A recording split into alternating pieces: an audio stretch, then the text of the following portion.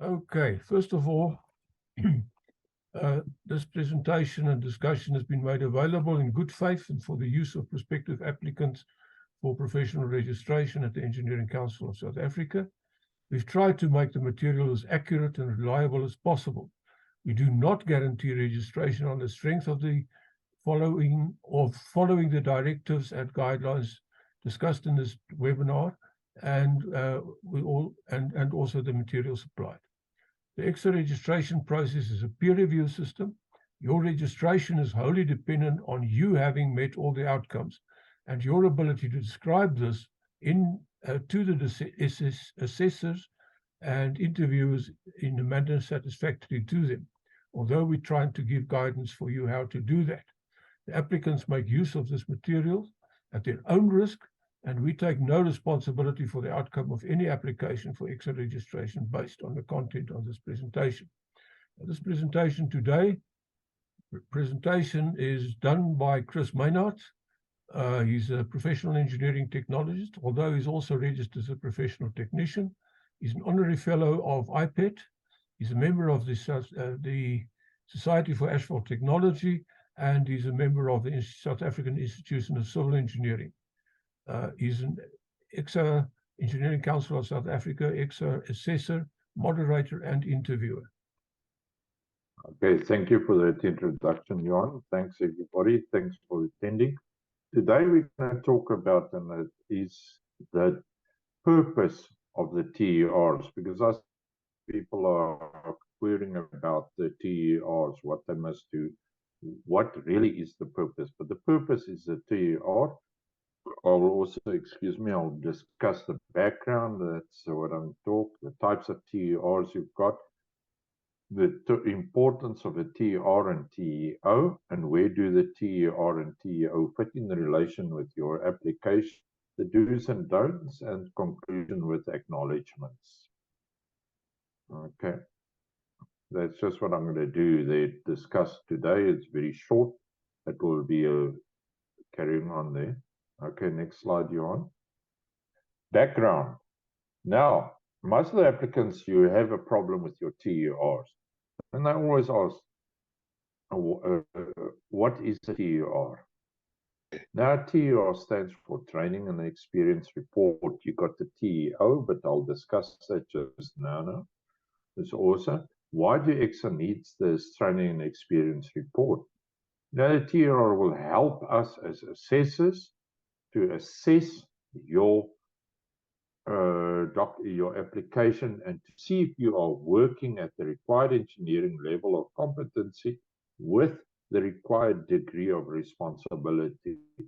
If you go back onto your documents, you will see you have to have a degree of responsibility of E if you have your benchmark qualifications. I'm not going to discuss that today, but I'm going to tell you about the TERs. Okay, the level of engineering competency. Now, your level of a competency is usually for your professional engineers, which you want to do register as a professional engineer at EXA is a complex engineering activity. For engineering technologists, it's a broadly defined engineering activity. And then for engineering technicians, it's a well-defined engineering activity. And your degree of responsibility is what I said previously. Your degree of responsibility is required for registration is at level E. So what that level E means is that you are doing the work as if you are registered, but yet you cannot sign it all. Your supervisor will have to sign it all, or a registered person that is helping you. You know, you're working under. Okay, to find all these criteria, you must go to EXA's policy document, which is R02 STA PE. PT is professional technologist, PE is professional engineer, and PN is professional technician. What I'm going to discuss is just for the broadly defined engineering activity that you will find. To find that you are working at that level, you have to go to table 4, test for broadly defined engineering problem found on your page 30 of the above document. You'll get table 3, which is for professional technician, engineer, and then you get technologist. Here's a copy of that page 30. If you look there, table 4, test for broadly defined engineering problem.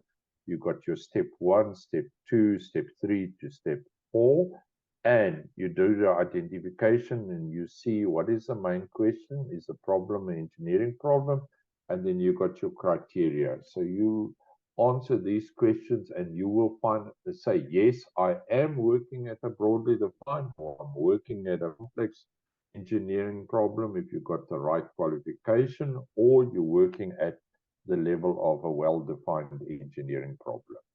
Okay, now we're going to come to the TERs. This is where I discussed, I spoke about the TER and the TEO. Now, all engineering degrees, and that includes, that's professional engineer, professional technician, and professional technologist. There are two types of TERs. They're all basically the same. So you've got Form B2.1 TER, which is Training and Experience Report.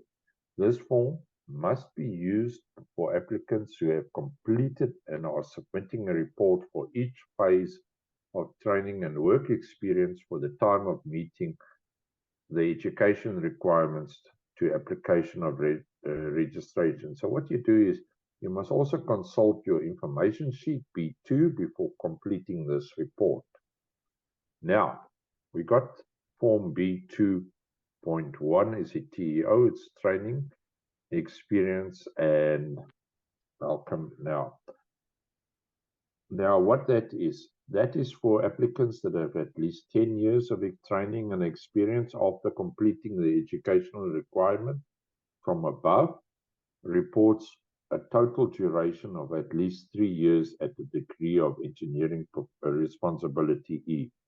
But the TEO can also be used by people who have not got the full qualification, but they've got the basic qualification, or with the training and experience that they're using. So this is the alternative route, is what we call it. You fill that in.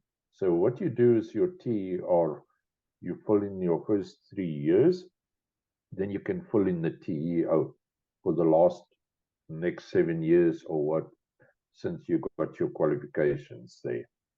So you consult your information sheet B2 before completing this report.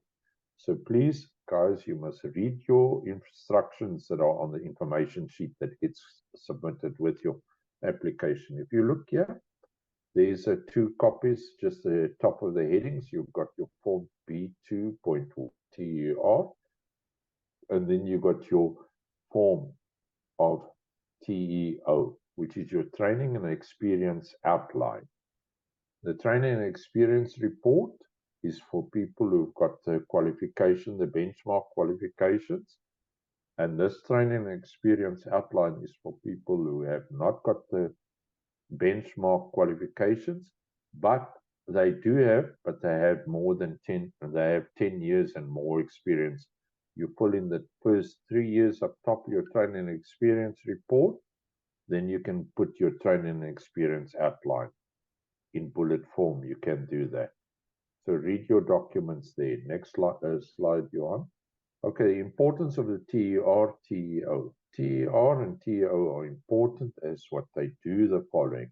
It helps the applicant to evaluate if he or she is operating at the required level for registration. This is important that you do that evaluation, self-evaluation. Another thing about your TER and also your TEO is your brag wall of what you achieved through your training and experience. And also helps to determine if you have any shortcomings in your training towards registration. So remember that. So if you see you written your TER or your TEO and you see this is the outcome I need to know a bit more, you get that experience and then you complete it. Now, your TEO or TER or TEO or both is the basis of your engineering report. Please I've had guys that do the engineering report and then they want to do the TER, TEO. It does not work that way. The steps of doing it is you finish your TER, TEO, then you do your summary of your report, of your TER, TEO, and then you do your engineering report. Do not do your engineering report and then try and work backwards. It does not work. And this is where I say, where do the TER, TEO fit in relation with your application? This is the basis, and please, I'm specifying again, is the basis for your engineering report. These documents are actually more important in your report as they will allow you to complete your engineering report, especially outcomes 1, 2, 3, 9, and 10.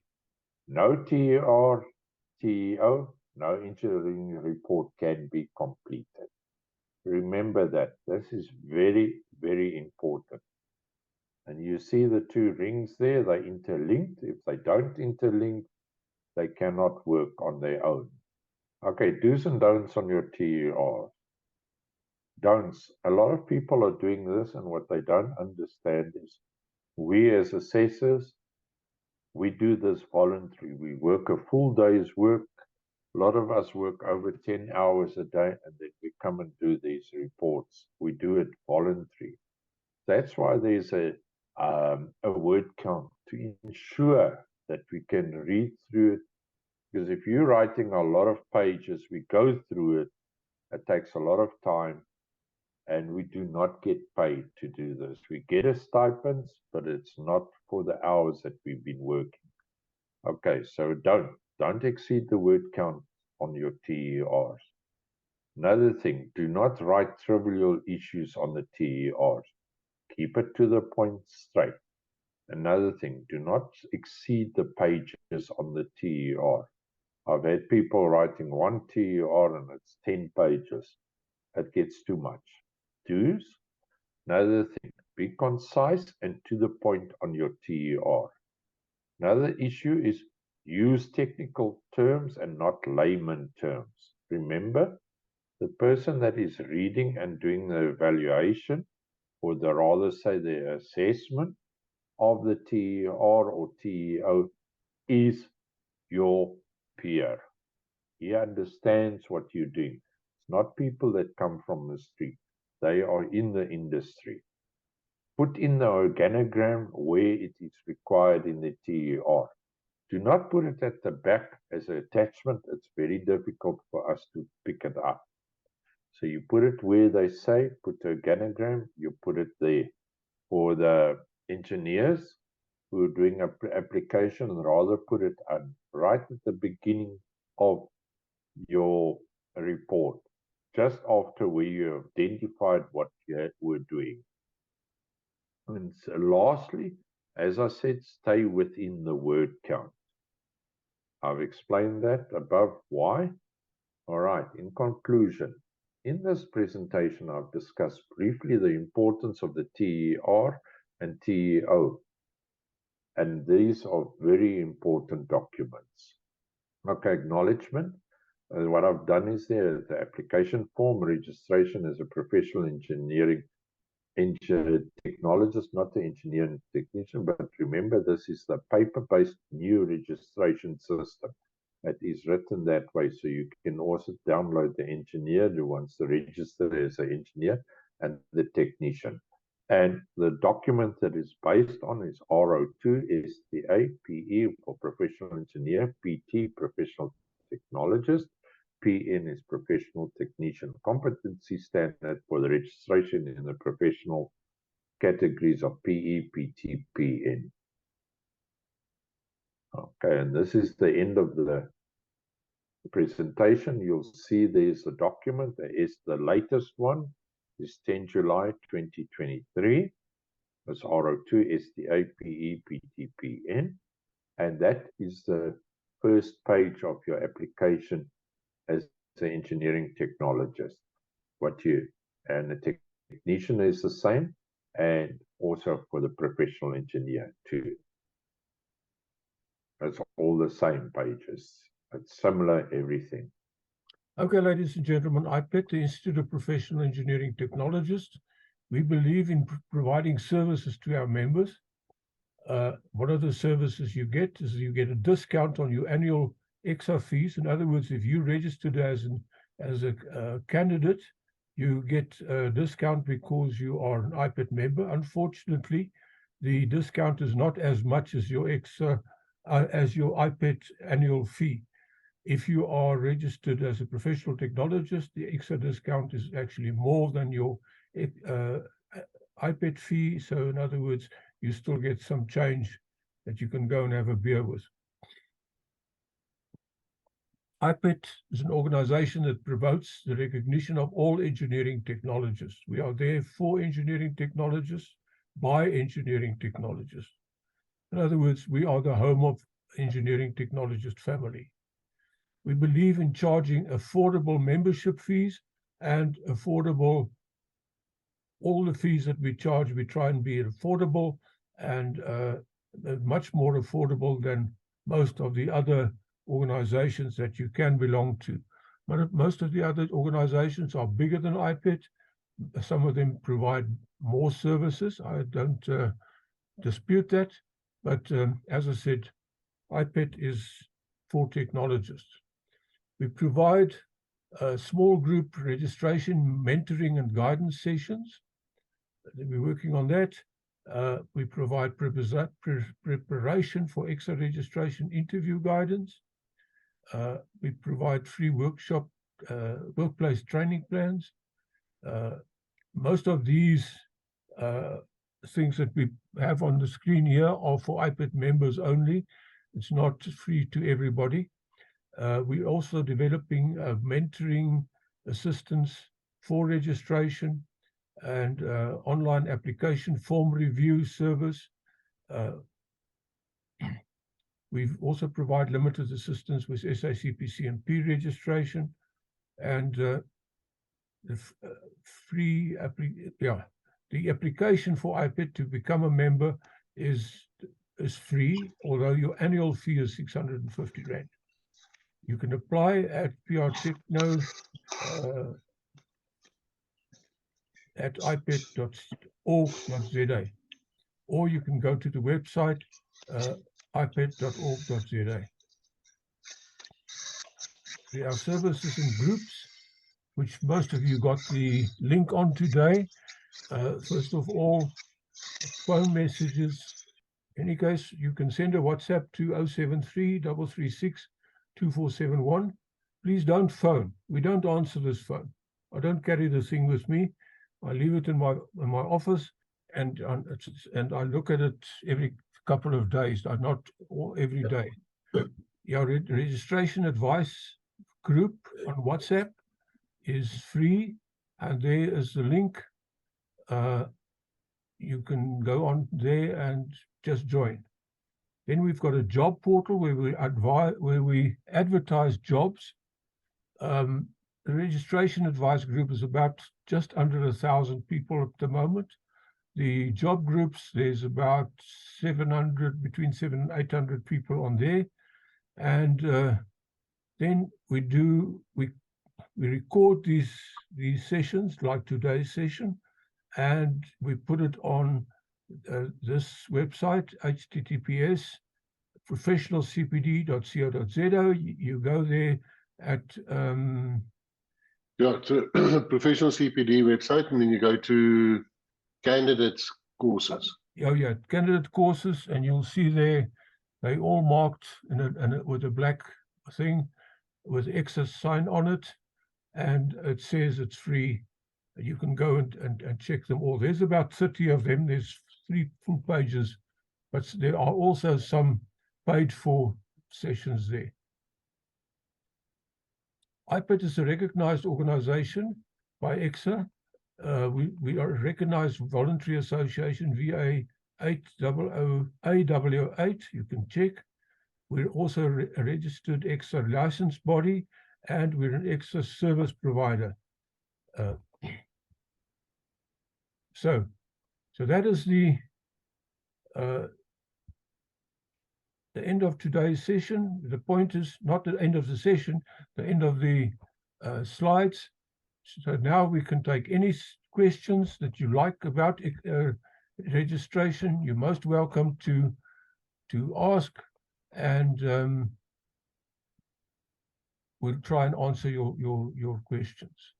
I think the first question is with you, From a training experience outline point of view, I've got 10 years experience. 7 years I did as a technician with an NDIP. Then I got my BTEC. In the last 3 years, I operated on a BTEC level. Do I still have to complete a TEO to bullet point my experience for 7 years and then my TERs for the last 3 years as a technologist? Okay, well, basically what you can do there is, now this is something new that I've picked up, and that because in the past they've changed it a bit now. So basically what you can do is you do your 3 years as a technologist application, and then the last 7 years you can just put it in your TEO in bullet form there. But I see the guys are tending not to put that in there, but it's actually better to do that, because then you can actually see where you've actually grown. Because sometimes people might think, the applicant thinks, no, I haven't got enough experience, and I haven't done that. But you can see the progression that has moved up into the field. Because what happens is sometimes the guys, they stand and they train for certain fields. And then when they're going in, they're not in that field, they're in a different field. So you can actually see the progression where they trained in and what they did might not be the same as where they went in. So it's easier for us as assessors to quickly look through and see, okay, now this person is in the right field, you know, his engineering report is there. There's a lot of factors that you take into consideration there. So it's actually a brag wall, because you'll find sometimes people that had their national diploma and then they went later on for their BTEC. But while they had their national diploma, they were already working at the level of a broadly defined engineering activity. Although they didn't know it, they think they're still working at that. That helps us to do the assessment better. Because when sometimes you get your referee reports aren't of the best. So you have to take that into consideration also to see, because the supervisor might have signs it off. The supervisor that is there is actually stating the work that you did do there. That is important. And another thing too, there's a myth going around. The supervisor must be EXA registered. Not necessarily. No. The supervisor must be somebody that is experienced in that work. All what they're doing is they just saying, yes, you did that design, you did that work. End of story. Okay. No, that's for sure. Thanks, Chris. Okay, it's a pleasure. Okay, who was first? I think it was Luwazi. Okay, Luwazi. Come in. Evening, how are you guys? All right, you're the old one that keeps on asking questions. Why haven't you registered? I'm honestly speaking, I'm a bit struggling with writing it. Yeah. Okay. Where that's why I joined in today, because I'm more stuck in the TER situation, because I've done what you said, where the engineering report, that's the other side, but I'm more here. So what I wanted to find out was, with my TER, I'm just going to make an example.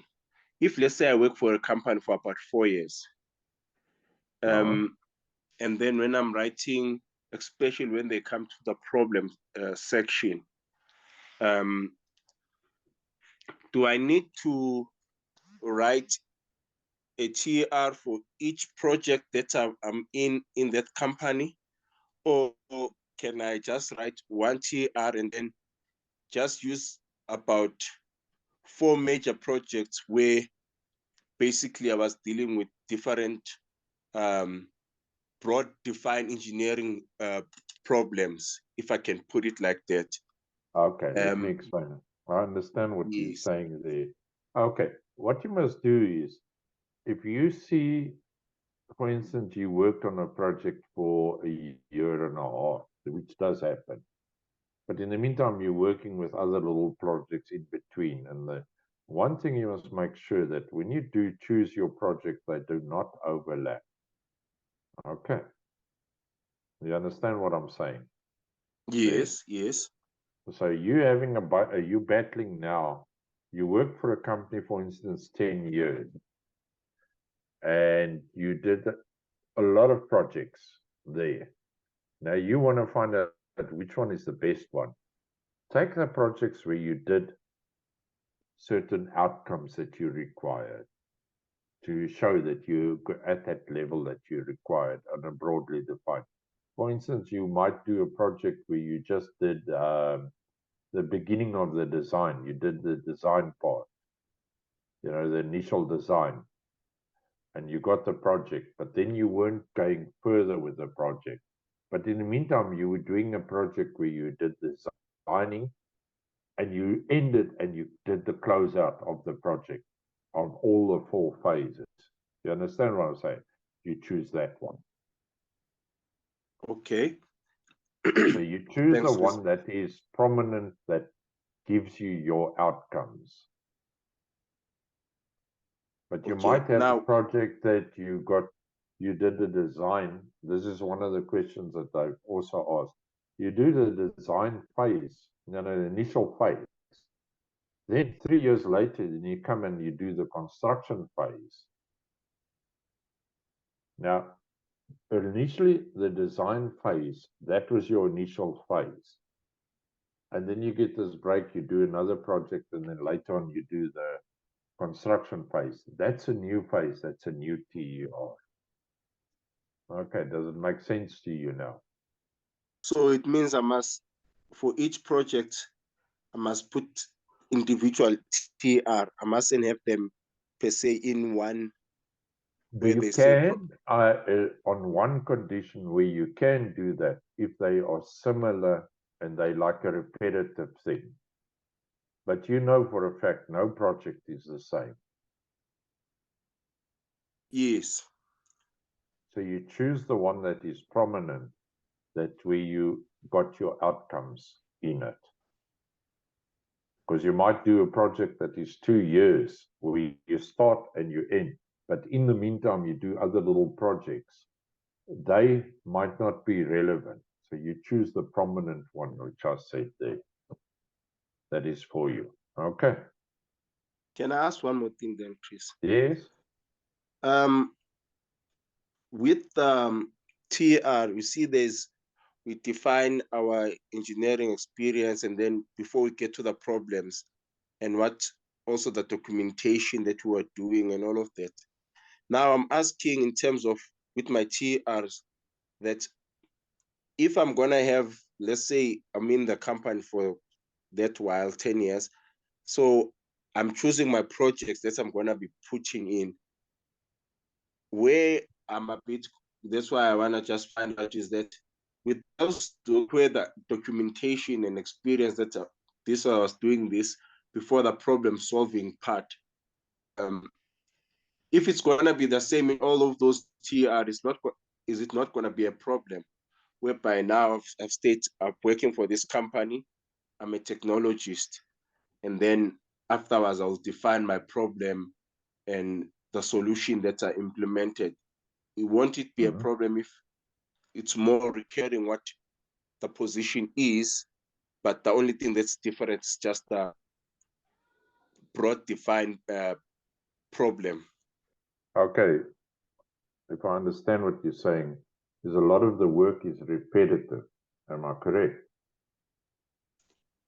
Yes, it's similar, but different projects. In some cases, that's where you get different. It's not all the same.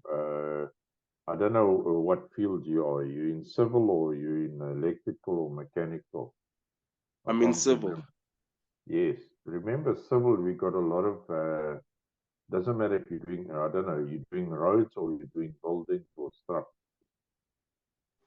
I'm in building and structures. Okay. I know where you're coming from. A lot of the structures seem similar. Am I correct? Yes.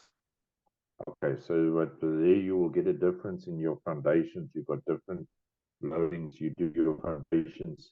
So a lot of it won't be similar. It might look similar, but you know your basis is similar. But then you start getting unique problems to be solved in the building itself. Those are the things that you highlight.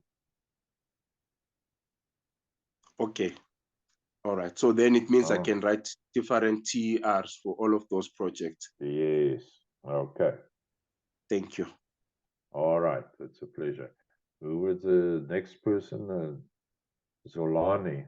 I think was then it's Tebogo, and then we can carry on down the line. Zolani, come in. Okay. Thank you, sir. I hope everyone is good. I just wanted to clarify. I've been working since 2015, but I just wanted to find out if because I once was in communication with the Engineering Council of South Africa, but ever since 2017, I registered as a candidate engineering technician, and I'm still working with a diploma. My BTEC is on hold actually, but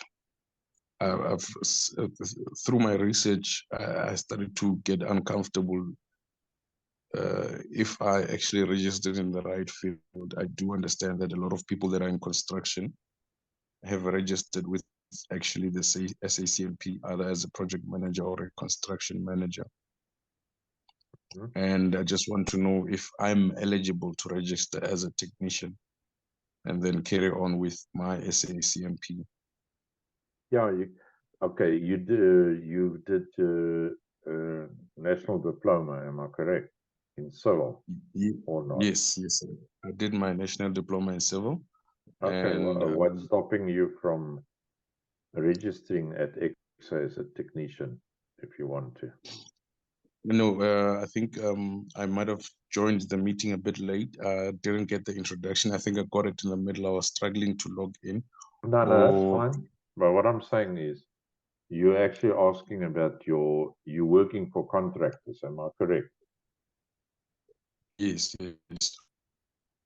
Okay. So I'm working for contractors. I've worked in many roles, some of which in my earlier days of working, I worked as a site manager, or some would say it's a site agent. And I've worked as I've only worked a little bit as assistant RE or resident engineer, and in quality control, working as a technician and supervision positions. Yeah. So I understand that we may, as contractors, we manage the technical expertise or the technical design, the technical part of it, attaining to the right materials that is required or specified for the project, and we construct accordingly. Okay, so you're So actually it's in just roads. that I'm not sure. Roads. Are you in roads? No, I've actually worked a little bit of everything: concrete, earthworks, roads, buildings, and structures. Okay, I'm going to just ask you a question, and you must just answer it honestly. You get a drawing, you as a technician, you get told you have to construct this. For instance, if you have to do concrete structure, you see the stuff, the concrete gives you a problem. You know, you haven't got the right design and that, and you go and redesign it. Is that what you do sometimes? You don't just say to the consultants, I must solve it. Yeah, okay. In most cases, like now, in most Yeah. cases, we would usually submit a mixed design that should be or get approved by the design engineer initially but before we start. yeah. Who did the mixed design? Yourself? No, the mixed design is acquired or put together Okay. with by the All right. contractor and the supplier of the mix of the concrete mix.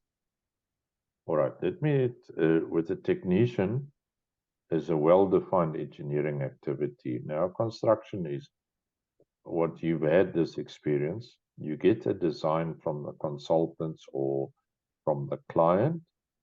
It does not work, and you go back and you redesign it and you come up with a solution. Am I correct? You've Yes, done yes, that. So yes. why? In fact, we have to Yeah, you've done go it back to the yourself drawing too. board. Yes, and you've come up Mm. with a solution to solve it. But when you're looking for the solution, you don't just look at one solution. You look at 2 or 3 different techniques and see which one is the best suited for your problem. Am I correct? Yes. So this is what you do. So you're doing designing in construction too. So that is designing. Doesn't mean that you have to go to work for consultants. If you're a manager also in a parastatal or in a government department, designs get given to you. You don't work off from a checklist. You got a checklist, but you also use your engineering judgment and you do your design accordingly. And you say, okay, the consultant is over designed. Let me minimize it and see how I can look and see I can save money. I don't want to pay so much within the specifications that you've got there. So this is what I'm saying is, so don't think if you're working as a consultant, I mean, as a contractor, you can never register as a technician or at EXA. You can. Because I see a lot of the government departments now are saying, either you have EXA registration or it's called SACPMP, what, the project manager, but they're tending more to go over to the EXA side now. Because they found out that it's easy to say, yes, just project management, but you have to have engineering judgment on a lot of your projects too. Okay. Does that make sense to you now, Solani? Yeah, it does. It does make sense, actually. Yeah. Okay. I think we also need to say that if you look at the outcomes and what is written there, it is not outcome 1, 2, and 3 doesn't say you must talk about design. It says you must show the problem solving. So in other words, design is an easy way to prove that you're problem solving.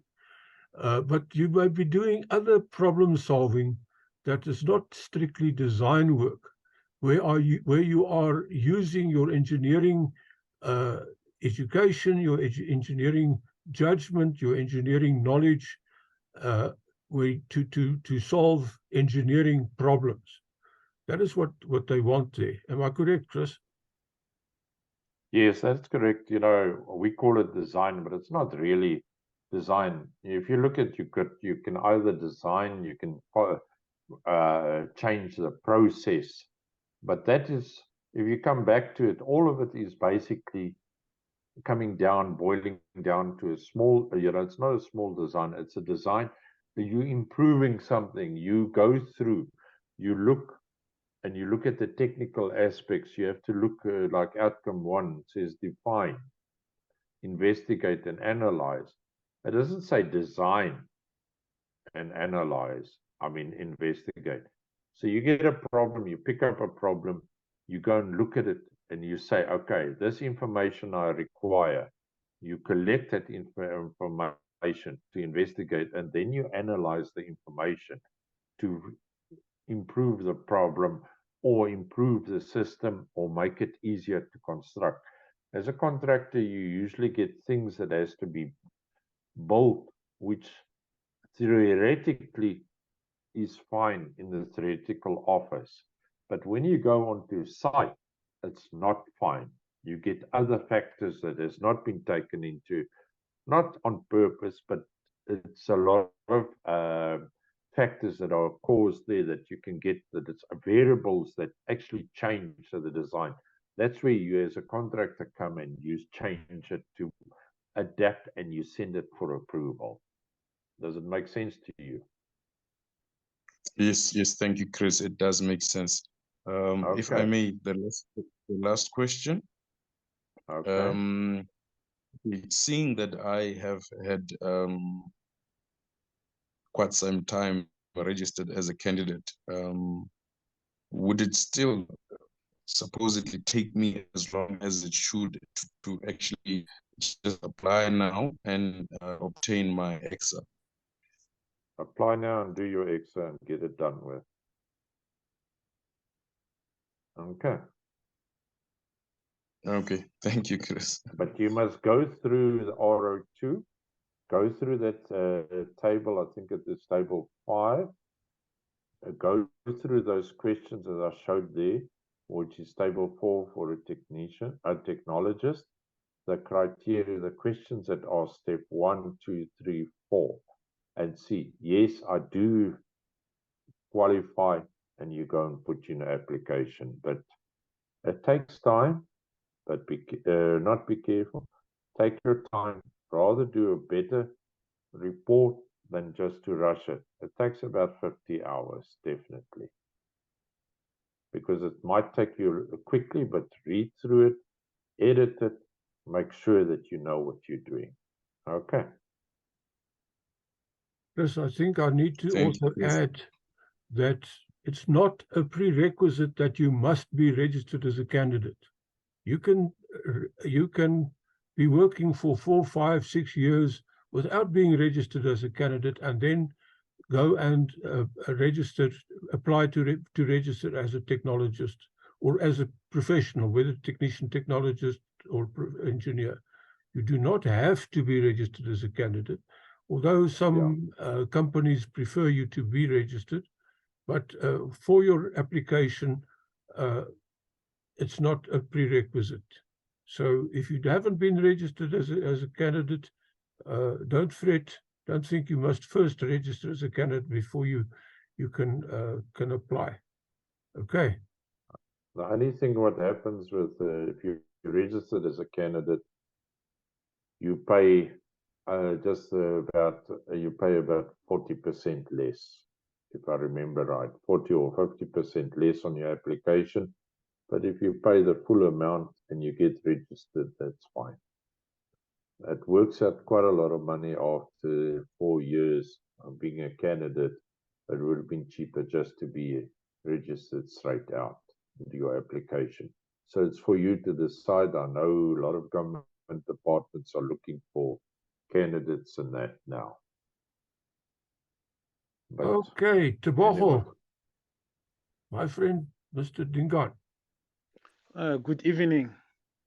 evening. I want to ask if, like me, I'm working in multiple disciplines. Maybe from this company, I worked structural, another company, water, another company, roads. So at the end, must I register maybe for general, or must I maybe choose a specific discipline? Okay. You know what? If you look at the registration on everybody there, they don't say you are structures, they don't say you are water. They say you're a professional engineer or professional technologist or professional technician. It's for you to decide in what field you feel comfortable to do your application. But then after that, you must ensure that you have the knowledge. If you go, say you experienced in water, like I'm experienced in infrastructure, I will not go and do structures at all because that's not my field. According to your code of conduct. So you can decide there. Okay. Where you feel Okay. comfortable in the field that you feel comfortable in the competency. Make sure you got the competency level that you need to have to go and do your interview. Please, if you've done structures 10 years ago or 5 years ago, do not use that project. Use your, if you want to do water, then for instance, you've got the last 3 years in water, stay with water. Do not use a project that is many years ago, because that starts raising eyebrows for us as assessors. Because then what did you do in that period from then to now? That's what we ask ourselves. Okay. And also use the one that satisfies the EXA outcomes the best. Look at the ones that's the difficulty, degree of difficulty is the highest, that satisfied your work level E the best, satisfy the other EXA outcomes the best. Go for those. Okay. Thank you. All right. Good. Okay, the next one is Who's next? Debatsi. I think it's Debatsi. Yeah. Thank you, guys. Chris, just to confirm, a chunk of the work that I had done, the experience that I got, the person that I'd like to use as my referee has since moved back to his home country, which is Congo, which leaves me now with only 2 referees. I've opted to register as a technician because I only got my BTech this year. So I'm opting to register as a technician. In this case, how do I go about informing EXA that the one person that's now supposed to be signing off some of my TERs is now in Congo? Okay. So I quite only have easy. 2 out of the 3 referees. Okay. Now for your TR, if either is not there, you just write, go to the police station and say the person has moved back to his country, his home country, and you try to contact him. He does not answer, then for your referee, you can, was he a direct supervisor or your mentor? I just want to know. He was a direct supervisor. Okay. Have you got other direct supervisors or not?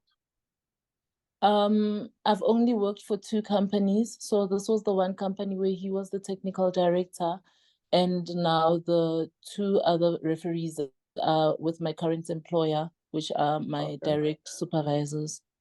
Okay, so that's quite easy. Your third one, you can ask a colleague that worked for you in another company, in the other company that you worked for, to give you there, or one of your clients that you work for, to give you, you can use as a referee, because you already got a direct supervisor that is signing off for you. Yeah. Does it make, okay. Okay, thank you so much. But for the TERs that you've got a problem with, you just do an affidavit for that.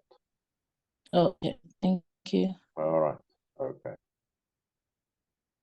Okay. The next person is. Puti. I'm not going to try and. Right. Hi. I just want to find out what's the maximum number of TRs? I think that's my first question. And the second one is also, what's the maximum duration that you can report in one TR? And the reason I'm asking is sometimes you work on projects that continue for maybe a good 6 years. Obviously, there's differences in terms of level jumps on that project. So how do you manage basically such projects or longish projects? And then, yeah, the other is also in terms of your engineering report, if you don't have a project that actually meets the full outcome criteria, is it advisable for you to split it into, like, onto 2 projects, basically? that actually meet the full criteria. Okay. Okay, the last question I'm just going to answer quickly for you. Outcome 1, 2, 3, 9, and 10. Try and keep it on one project. The others you can use different projects to other outcomes. Okay, then your TERs. If you're working more than 10 years, keep it to 10 years. Your first 3 years, the latest 3 years, you use the TER, and the last 7 you use your TEO. One thing that you must make sure in your report, engineering report, your application, limit it to the 50 pages is what they said there. You can go a little bit over, but I would not advise that. Okay. Is that all what you wanted to know? Yes, thanks. Okay. I think we'll now go to Ramaboa. I hope I pronounced it correctly. You pronounced it perfectly. Thank you. All right. I won't try because I'll kill your name. You will not be happy with me. All right. Now, let me first express my gratitude for organizing this session. My question is more related to the overlapping of project, as you indicated in one of the questions that was raised. So I've worked on panel type of contracts wherein it's one contract, but you've got these little pieces of work that get given out in that one contract. So for instance, I would be on a project that is on or a work package rather, that is already on the construction phase. So I'll be supervising a project in my capacity as an RE, but at the same time, there will be a package where we need to sort of design. So the two would overlap. So I would be on site, yes, but I'd also be doing a design for some small problem that exists within the contract. So my question is, how do I package that? It is keeping in mind that it is one contract, but how do I deal with the sort of overlapping of those the experiences that I would be getting? Thank you. Okay, the first question I just want to ask you, you say it's the same package, but you are RE on the site, and then you're also doing designing. The same contract, or are they two different contracts? It's one contract. So if I'm to be specific, it'll be a contract, for example, in the northern region of Ekurhuleni. So on the one project within the same contract, a work package within the same contract, it will be already in construction. But another work package, it will be more on a study or the earlier stages. Okay, now I understand what you're talking about now. Okay, so you got like a contract there for 3 years, and you're a service provider. Precise, and then you yes. get small little contracts now. Okay. Yes. Now what you do is, in a situation like that, you look at your function there, like you're on a RE, that you were doing work there as a resident engineer.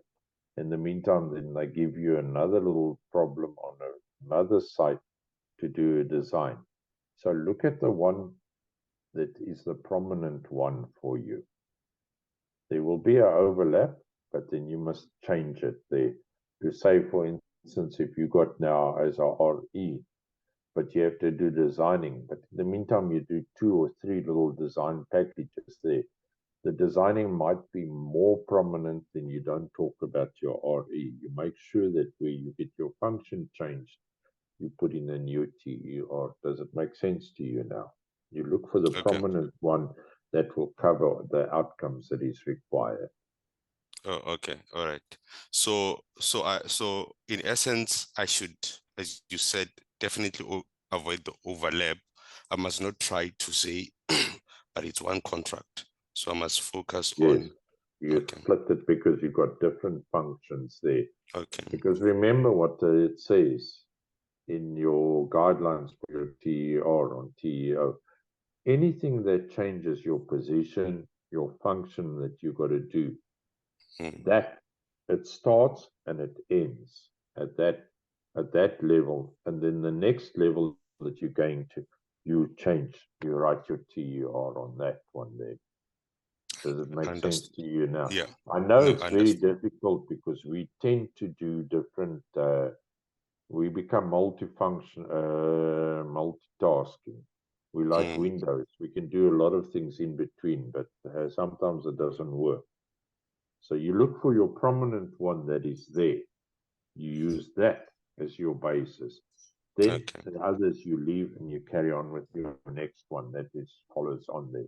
You do a lot of other little things in between. We know that because we do it ourselves too. Men, we have a problem. Women haven't got a problem. They do multitasking very well. But you understand what I'm saying is that's understood. Yeah. Yeah. Okay. All right. Thanks. All right. Thanks a lot then. Okay. The other one is Ayakona. Akona. Ayakona, yeah. Hello, Right. hi. Thank Yes. you, John and Chris. My challenge from my side is actually an approach when completing the TER. I just got confused. I'm not sure if I should base it on my overall responsibilities during the execution of the project, or else I should be selective and go for certain problems that I have encountered during the execution of the project. Let me answer this. If you look at your TER, they tell you, for instance, okay, if you're going to say you're working 12 months on a project, in the 12 months, for instance, you have to, you start the implement stage up to the closeout. You have to design a road in that 12 months, and you also the RE, and you do the closure. So you go through the whole process of all the 4 stages. Now, basically, you can say, you write your TER for those 12 months. This is what I did. This is I had to do the design. I had to do the application for way leaves. All that you write down. So you don't split it up there at all. So you write there what was your function that you were doing. You did all those functions and you can put it in one TER there. So you don't go and choose, yes, I had a problem with the service. I did it. You say you had the problem with the services, you had to do this, you had to do that, you had to do this in that project that you were working. Thank you. Thank you, Chris. Does it make sense for you now? Yes, yes, it does. Okay, thank you. Chris, I have 12 years experience, graduated my national diploma in 2011. So in 2022, I submitted for a PR technician. So I got accredited in July 2023 as a PR technician. So somewhere along this year, I heard about the alternative route that I am eligible to register as a technologist through the alternative route. So I obtained my advanced diploma in June 2022. That was last year. So I'm going to complete the TEOs for the same period, that is from 2011 up until to date. So is there a need for me to complete the TER from July last year up until to date, or I just do the TEOs only? That's the first question. The second question is it necessary to attach drawings, photographs, works programs, risk registers, etc., as part of your annexures? The third question is, has there been a session for educational development report? Because when you do this alternative route, you have to do that educational report there over and above the actual report that everyone is submitting. Thanks, Ron. I hope you got all my. Okay. All right. The first one is what, okay, let's go from the first, you got over 10 years of experience, but please do yourself a favor. If you go onto the page at our page 30, table 4, answer those questions there honestly to see, are you working at the level of a technologist? Because it's very sad that I get a lot of people that have become professional technicians and they think it's a walk in the park to become a technologist on the alternative route. Okay. Okay, so you go through that and go make sure that you are on that level that is required. Honestly, answer it honestly. It's not to say you've been working 11 years and now I've got this story, now I'm going to become a technologist. Make sure you are at that level that is required. Then the second one, if I remember right, is to do with your annexures. Am I right? If I remember right, it's there. So you don't have to put in full annexures. You put an example in of, for instance, of your risk management, your risk register. You put an example in. You don't go and put in the whole report. Remember, your report must be, your application is limited to 50. If you go 52, 53, that's still acceptable.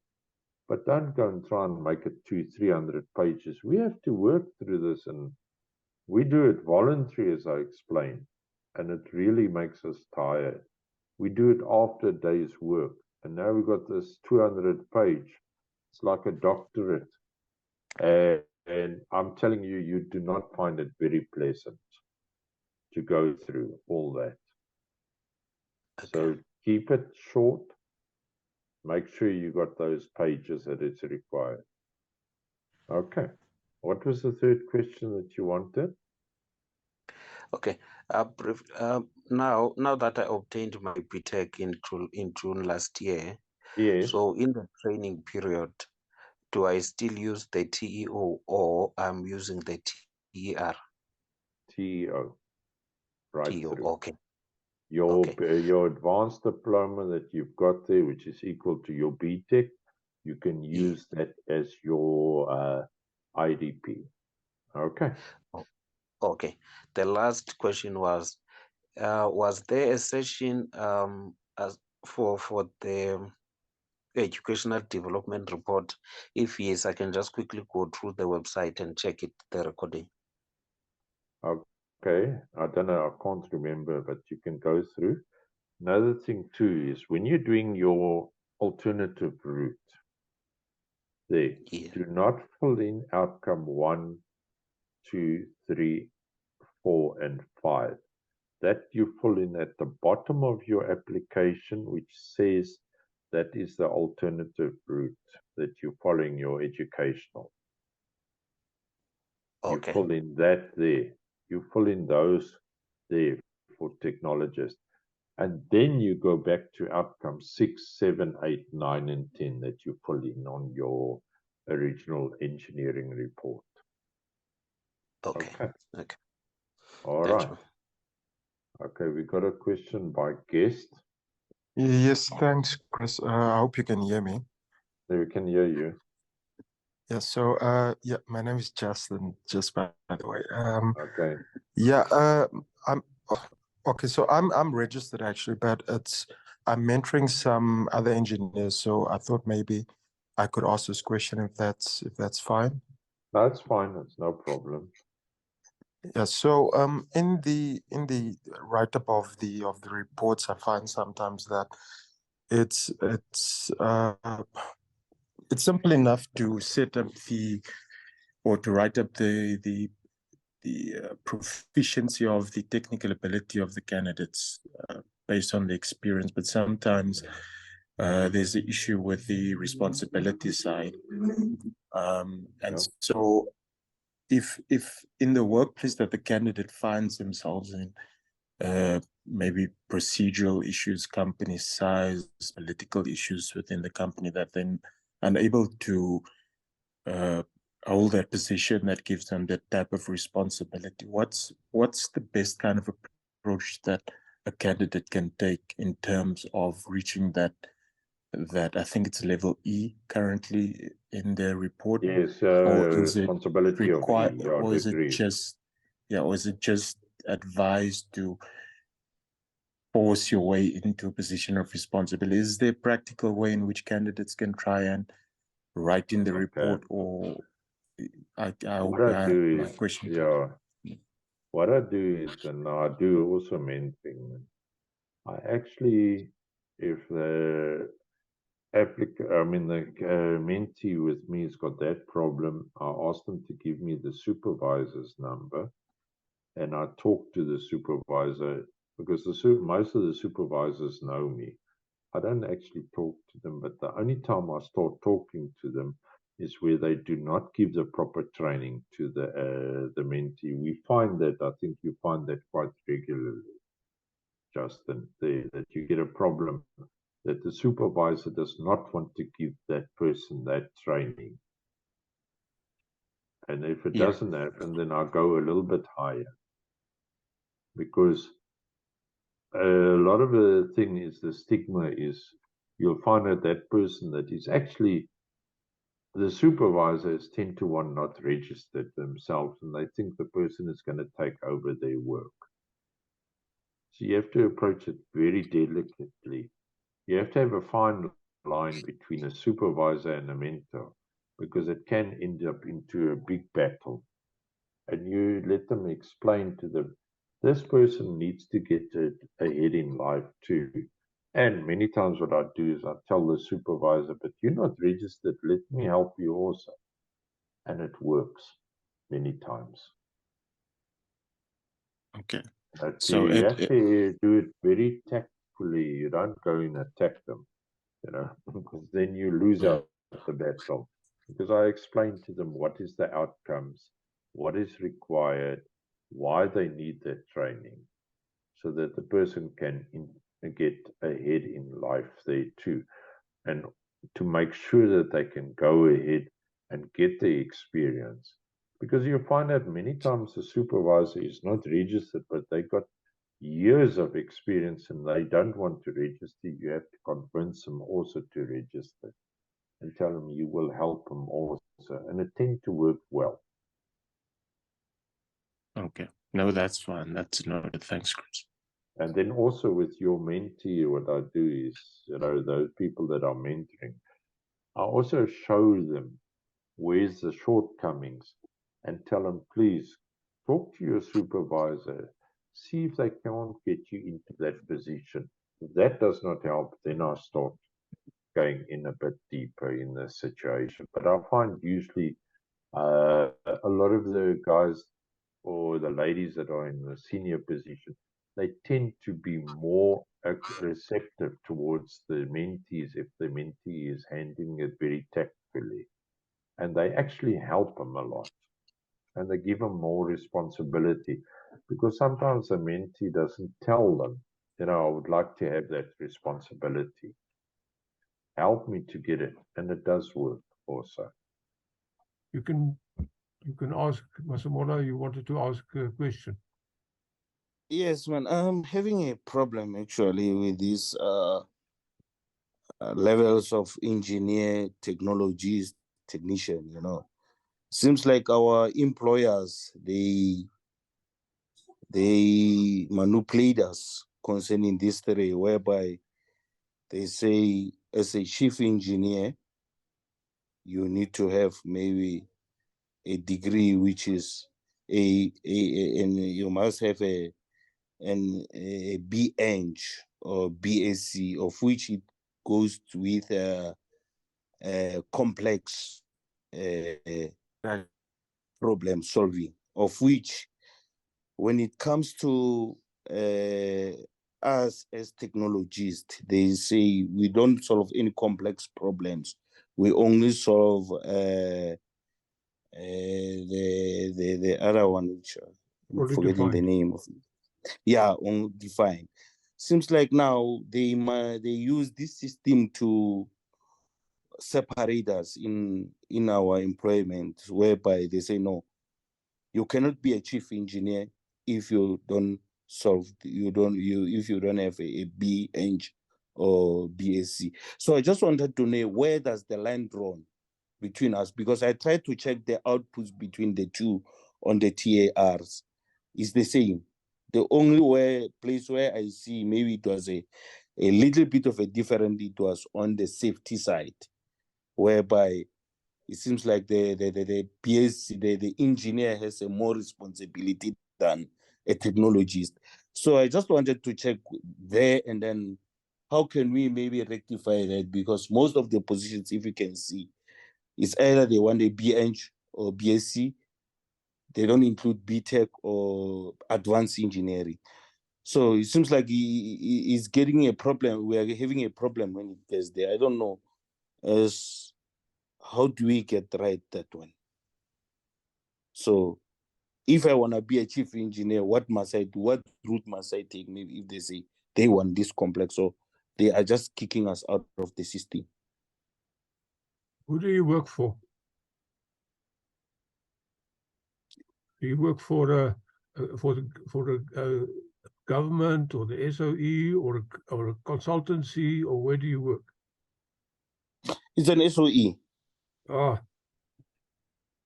you know, I used to work for railways, and all the years Yes.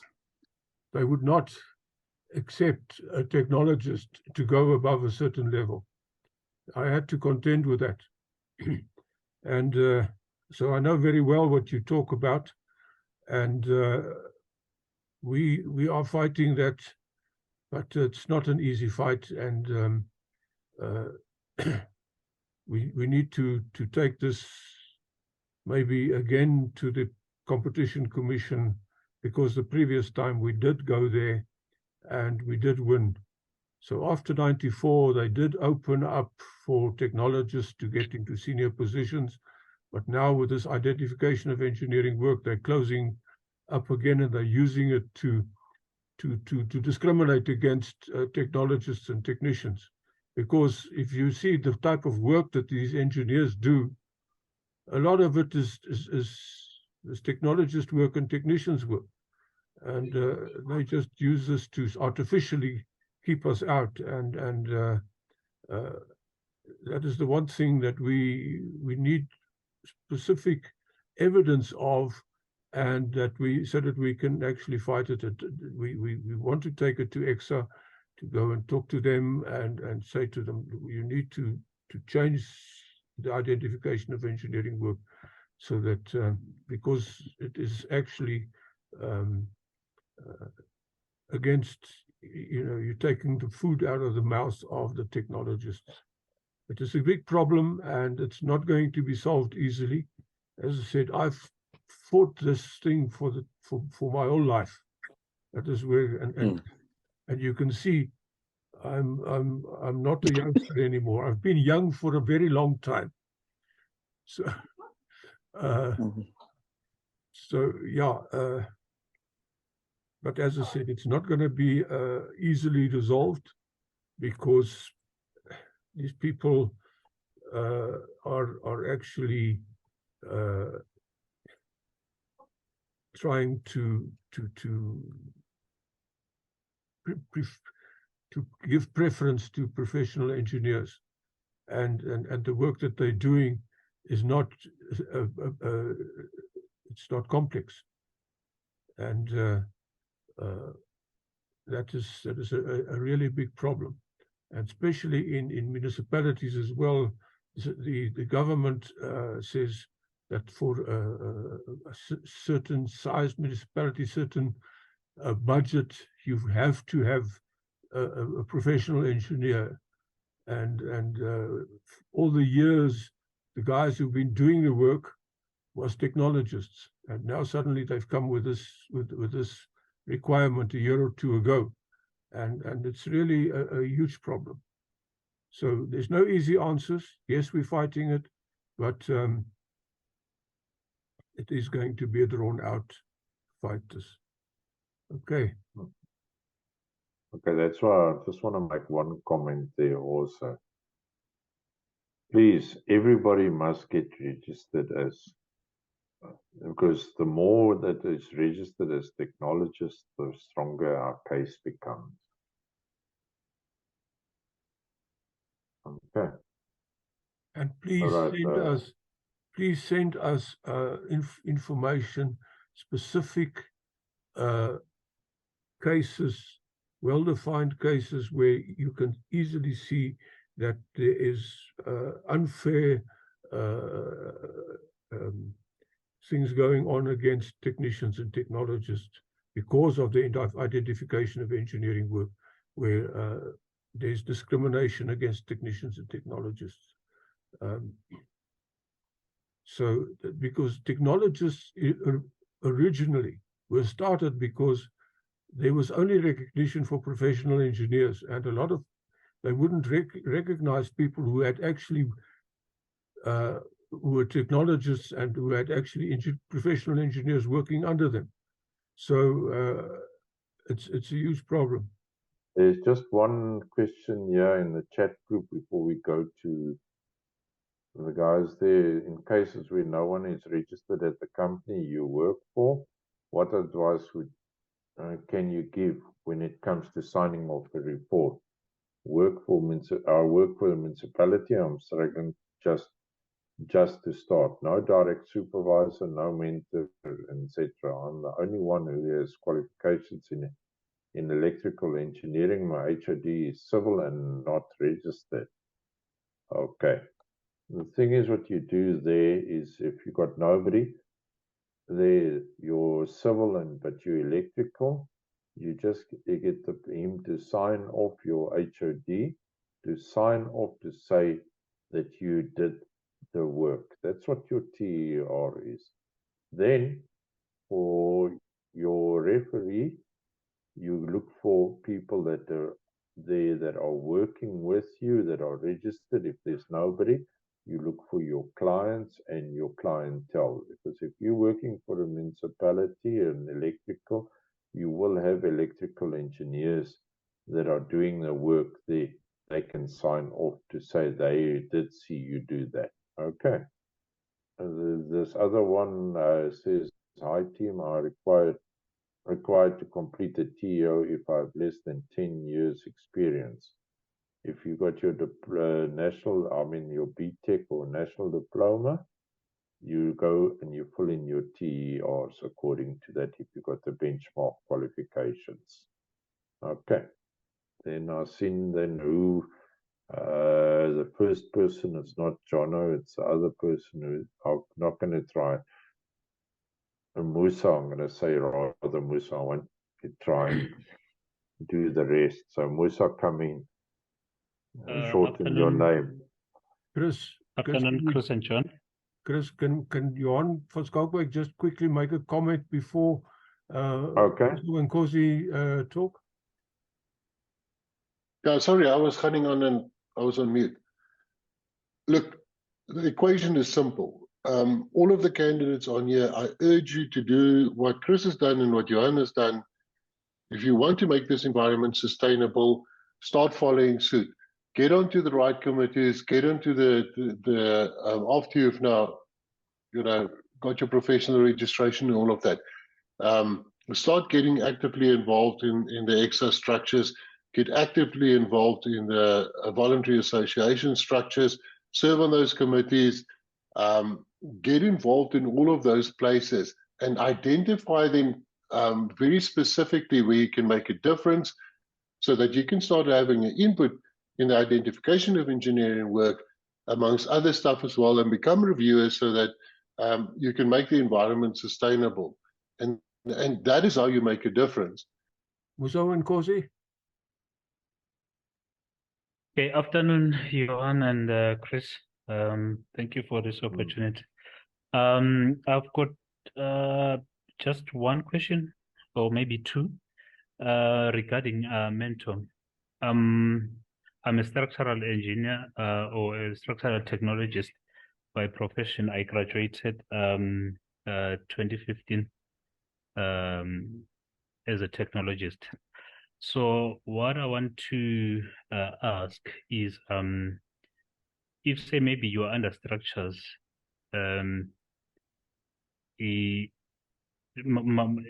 is it advisable to have a mentor that is under structural engineering specifically?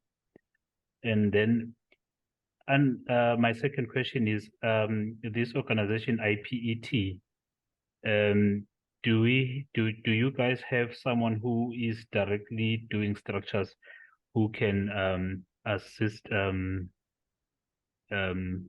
I would say will assist me, but I've got a couple of guys whom I'm sitting with here, whom we are all doing structures and we want to register, who can assist us specifically on structures. Thank you. Basically, what you do is when you're doing structures, you fill in your application form personally there. And you've done now 2015 that you've been doing structures.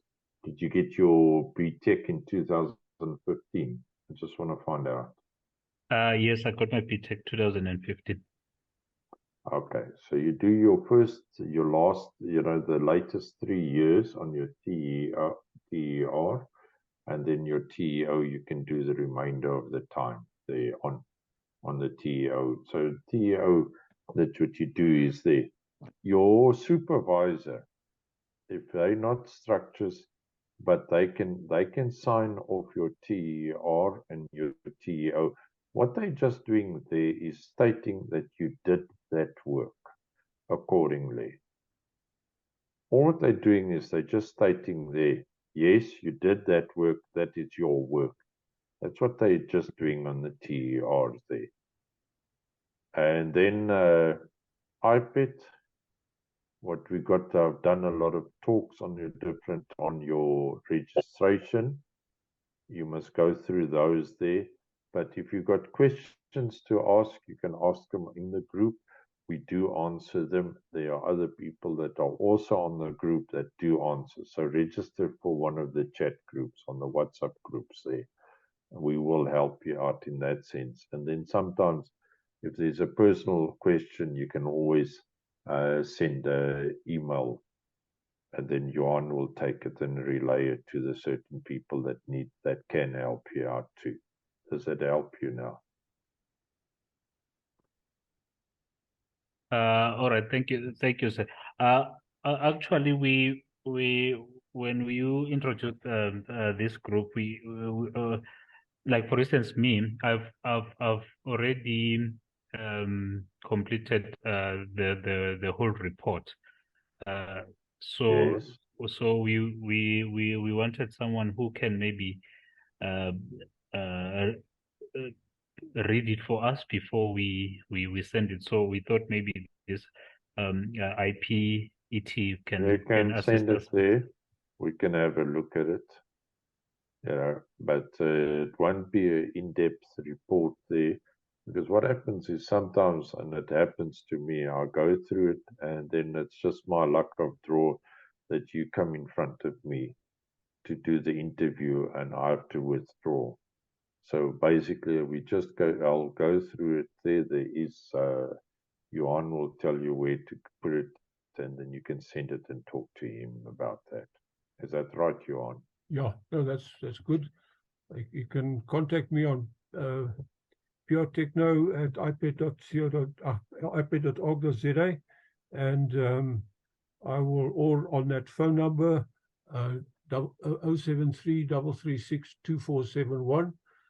Contact me on that, and with a WhatsApp, and we'll arrange to have your thing read. No problem. Okay, we'll do that. Just the last question. On the evaluation between the report and the interview, which one holds more, I would say, points? because we've got a candidate here we thought he has written his report according to what is required, but on the interview because some of us I would say we are not fluent in speaking, or we are not we can't articulate ourselves properly. Which one holds more points between the interview and the report for you to get registered? Okay. All right. Let me tell you, when you're going for your interview, one thing you must do, you must prepare for your interview. If you're doing a experience appraisal interview, it's just certain outcomes, certain questions have to be answered. There's not enough information supplied when the assessors work through. But if you're going for professional review, it's on all 11 outcomes. So your presentation is 15 minutes, and then there will be questions asked based on your presentation, also based on your report. But the main crux of that is what we have to find out. Is that your work that you wrote there? Is that your presentation? And secondly, are you working at the level required for your registration? That's all. And a lot of the assessors, I mean, the reviewers, what we are, we understand that English is not your home language. Like myself and Johan, English is not our home language. We got another, we are Afrikaans, but we tend to have battle sometimes with the home English language. We understand that, but you must make sure that you are competent in explaining in English to the point that everybody understands. Okay. Because what we're going to do is we work in the industry. Everybody speaks English in the industry. So you must be able to be competent in that language, but not to the point of like a person who comes from England and so forth. But you must be able to express yourself in English with the technical terms and understand what is there said. Okay. All right, thank you. I'm Faisal. Hi, thank you guys. I'm Faisal. Yeah, I'm Faisal.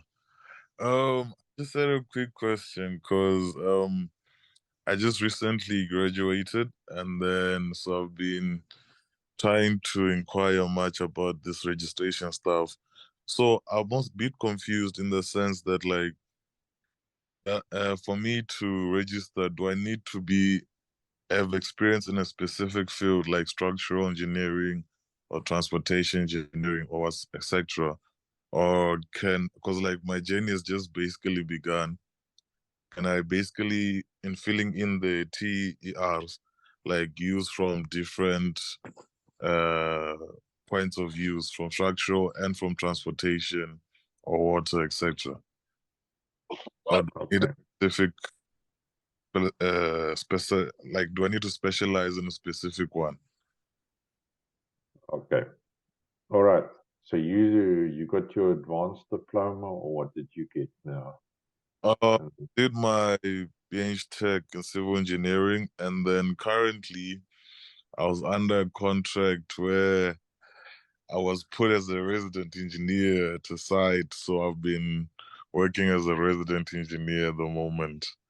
So yeah, so now I just did like as a structural resident engineer. So then they've just informed me that the next project I'll probably be working on, it will be transportation, supervision of a road. Again, a resident engineer, but now instead of structure, it's gonna be in transportation. Okay, that's fine. What I'm saying is it's giving you exposure of the different fields that you want to get in. And basically, after your BH Tech, you got to have 3 years, but please, 3 years is very rare. Now, I've seen the persons that have done after 3 years, they want to become registered. They haven't got the depth what they required. and they battle, and then they do not make it. So it's for you to decide in what field you want to go in. You will get different fields to go in until you get your field of expertise that you want to. It's good to get exposed to different fields of of competency, but look at those that you're doing, for instance, now structures. You're going to become a RE now, for instance, in transportation, in roads, and see what you can pick up there and learn from that. So don't think that you might find you like, for instance, you might like to do transportation, and then you pursue that level, or you might get involved into pipelines and water and sewage. So when you're a resident engineer, look at the designs and see if there is a problem, how you're going to solve it. Okay. There's no problem in going into different fields of getting experience. It's good exposure if you can get that. That will help you later in life, in your career. Thanks, Johan. I actually want to ask a question.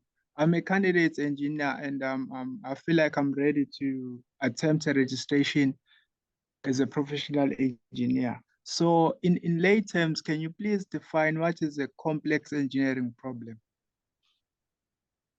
Quite easy. Go and look at your RO2 STA. I think it's table, there will be most probably table 2. Answer those questions there. But basically what it means is you're taking a design, or you're taking a problem that you've there and you're solving it, which is you're using guidelines, but you're just as a guideline, but you're recreating the wheel in that sense. That's basically what complex engineering is. Okay. Okay, thanks. All right. And Fifi, or? Yeah, yes, it's Fefe. Can you hear me?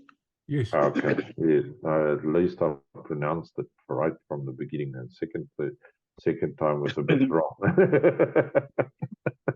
Yeah. A lot of people do say Fifi, but it's Fefe. Thanks Yeah. for the opportunity, and thanks for availing yourselves. My question is, so my situation is I had a diploma first. I graduated in 2015, and I worked for 2 years in construction. And then I decided to pursue a bachelor's degree in Stellenbosch. So in 2020, I graduated. Now I'm no longer in the technicians category. I'm now in the engineering category. So in my TREs, can I include that experience that I had for 2 years? Because what I've realized is happening is I'm not gradually increasing my degree of responsibility starting from A to E. Because when I started working as an engineer, because I had some side experience, I was already performing at, I was not being exposed essentially. So my question is, can I include that, the 2 years experience that I had encountered when I was still holding my diploma? Yes, you can. Okay, thank you very much. You can do and that. Then what? But Okay, and then one more question. Those 2 years do not count towards the 3 years that you are required to have post your engineering degree. Just remember that. Yes.